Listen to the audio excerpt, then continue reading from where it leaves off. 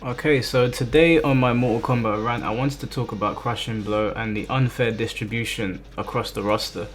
And I'm only going to use I'm going to use four examples, two good and two bad. And it would basically get across my point on why I think the Crushing Blows were implemented quite poorly in this game. Now, I've been on the fence about Crushing Blows since the game was announced. I actually went to the Coco Bar or whatever it's called in Camden. I was there live watching the game be unveiled, and I remember when they showed Crushing Blows. Now I looked and I was like, this is probably going to cause some problems, because knowing NRS, they're going to give amazing Crushing Blows to one character and another character is going to suffer a lot. And lo and behold, that is exactly what happened. Now there's a lot of characters you can discuss on the Mortal Kombat 11 roster about the Crushing Blows being good or bad, but as I said, I've chosen four just to really outline why I think they didn't implement them very well, why I think they cause a lot more problems than they solve. So I'm going to start off with the characters that really suffer, well, not so much suffer, because they are, well, one of them's a good character, the other one is questionable. But the first one I want to talk about is Shao Kahn. So Shao Kahn is widely considered to be the worst character in the game. I can see why. And the Crushing Blow I want to talk about is his Spear Crushing Blow. So to activate the Crushing Blow, you have to throw 3 of his spear projectiles at the opponent, and then I believe it's 1-1-2 becomes 1-1-2, something like that. One of the strings becomes a Crushing Blow. Now the problem with this is that yes, it's 3 hits to load up the Crushing Blow, much like other Crushing Blows, but I think people look at that on a very like a one-dimensional plane. Shao Kahn's projectile is crap. You can duck it pretty close to him, and it's very slow. Like Shao Kahn doesn't really want to play the fireball game with anyone in the game, literally anyone. And so when you attach a requirement to a move that is already crap, even though it's got, oh, you have to land it 3 times, much like Sub-Zero's Ice Slide, it's still crap because the projectile is rubbish. And to be honest with you, given what he gets on the Crushing Blow, the amount of work that he has to go through to actually get it, it's just not really fair. Then when you compare that to another projectile character, Sonya, Sonya's got a Crushing Blow on her energy rings, where if you jump over the first one or you block the first one and get hit by the second one, you'll eat like 250 damage, 25%. Now, Sonya, as I said in the previous video, is a jack of all trades character. She can rush you down and she can also play the full screen game. And she does both better than Shao Kahn. There's nothing that Shao Kahn does better than Sonya other than probably having a really good stand 1. And because of that, the application, the Crushing Blow becomes so much more powerful because you're already eating a ton of shit. Without the Crushing Blow, you are eating shit from Sonya. And then to read a projectile and then jump over one and get hit by the other, and it has a Crushing Blow in it, and it pushes you back, so you're back at square one, so you're getting hit by her drones and her rings again until you eventually get in, where she can apply pressure herself. With Shao Kahn, you're throwing a spear. If you get a trade, sometimes you can activate the Dark Priest, but again, you've got to make your way back in. Shao Kahn's not very good at making his way back in. Even with the leap, it's not that good.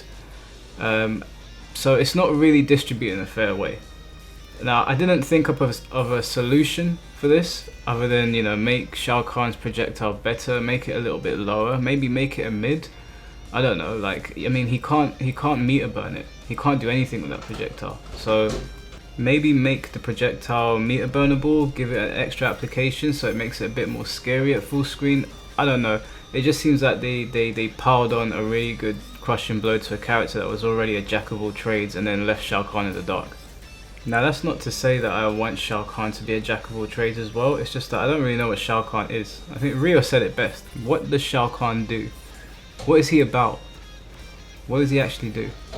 I can't put my finger on it. So those are just 2 examples. The other one I wanted to talk about was the counter hit Crushing Blows and how they work. And I want to talk about Geras. Now Geras, when the game originally came out, I believe if he caught you on counter hit with his sand trap, he could use the Crushing Blow, which did about 300 damage, I think. Geras has already got a plethora of easy crushing blows. I don't know why he has so many easy ones to access. For a character that already has really high damage, has amazing zoning tools, I'm not sure why he has so many easy crushing blows to access all in one variation. But anyway, they changed it and they made it worse. So when I say worse, I mean they made it even more irritating. So Geras can now whiff 2 sand traps. All he's got to do is whiff, I think it's 2, maybe 3, I'm pretty sure it's 2. And then he gets access to his crushing blow and he can use it in any combo he wants. At the end of any combo, it doesn't have to be counter hit or anything like that. Now I'm not sure why you would do that. Now can you imagine if other projectile characters had that? Just, you know, Cetrion whiffs 2 boulders, she gets a crushing blow on it. You know, it's just like, what? Why would you do? Why was that? Who thought that was a good change? And the reason that the sand trap crushing blow is so irritating, well, originally why the sand trap crushing blow was mega irritating was because Geras would usually use it when he was doing his 1-1-1 string, and his 1-1-1 string also has a crushing blow attached to it. So you get hit, you block 1-1, and then you do 1 again. You've ducked now. The last one is an overhead. That overhead does a crushing blow. I can't remember how much it does, maybe 270 to 300 damage. You stand up and block, he hits you with a crushing blow, and say you went to interrupt, you get hit by the sand trap crushing blow. They changed that, but still, if he's doing his 1-1-1, you can either duck or stand, and if you guess wrong, either side is a crushing blow. So it's just like, okay, kind of unfair crushing blow distribution. You've given the attacker way too much. And then you look at a character like Noob Saibot, and it's not to compare it to Geras' one, it's just that I wanted to talk about something that's essentially useless. Noob Saibot's crushing blow, his back 3 into 1+2, if he catches you standing, then he will crushing blow you, and it does do massive damage. You can easily get about 60% off that crushing blow. The problem is that nobody in their right mind stand blocks against Noob Saibot, because all of his damage really comes from lows. His low shadow clone, the damage you would get from that crushing blow. He's got a good down 3 and a good down 2, good down 4. There's no real reason to stand block against him. Even his 2-1-2 string, the 2-1 part, the 1 part is a low, so you mostly just block it. Crouched down. So why would you ever crouch against a stand block against Noob Saibot, which essentially makes this crushing blow useless? It doesn't have another string to complement it. It doesn't have anything to complement. There's nothing that starts overhead with Noob Saibot other than the universal jump, short hop 3 or short hop 2 or whatever it is. There's nothing. So where Geras has something that complements his sand trap, and he has ease of access for a crushing blow, you have nothing with Noob Saibot, literally nothing. And it's not to say Noob Saibot is not a good character, because he is, but it's just like, why did you give someone such an easy way to access massive damage, literally 1 button damage, basically what it is, but then you create a crushing blow which you know nobody's going to get to use. It seems like the change that you should make to Noob Saibot's one is that if he catches them pressing a button, like a counter hit, if he whiff punishes, you know, stuff like that, or if he punishes, just a standard punish should be, it should meet the grounds to activate the crushing blow. So I didn't really want to rant too long about this, because it's a very basic like subject. I don't think this would go over anyone's head. The crushing blow distribution in this game is pretty terrible. It's pretty terrible, and I don't really know what NRS was thinking. Again, there's so many things, I've said this so many times, I don't know what they were thinking. It's very jarring. The way they design games is very jarring. They don't really take into consideration what they're doing. I think they just put things in there that look cool.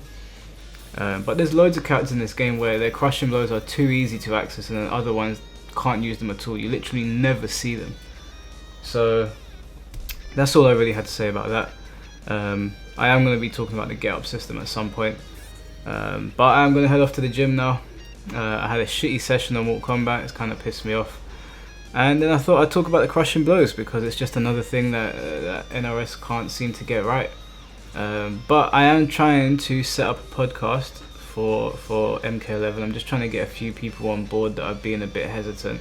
But they've got a lot of opinions, opposing opinions to me, and I think it'll be good to talk about them. So stay tuned for that.